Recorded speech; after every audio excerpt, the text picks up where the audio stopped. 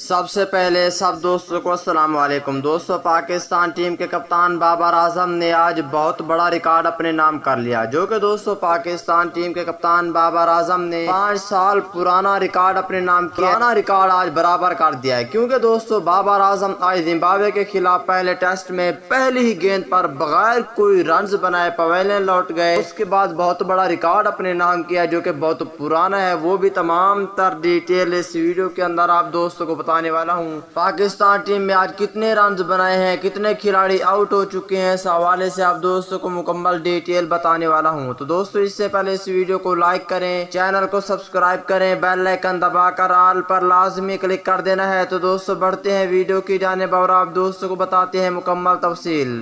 دوستوں، قومی ٹیم کے کپتان بابر اعظم زمبابوے کے خلاف پہلے ٹیسٹ میں پہلی ہی گیند پر بغیر کوئی رنز بنائے پویلین لوٹ گئے۔ تفصیلات کے مطابق گزشتہ روز زمبابوے کی جانب سے بنائے گئے 176 رنز کے جواب میں پاکستان کی جانب سے عابد علی اور عمران بٹ نے میدان میں اتر کر کھیل کا آغاز کیا اور گزشتہ روز کے اختتام پر بغیر کسی وکٹ کے نقصان 103 رنز جوڑ لیے تھے۔ عمران بٹ اور عابد علی نے آج صبح کھیل کا آغاز کیا۔ عمران بٹ نے اپنی نصف سنچری مکمل کی۔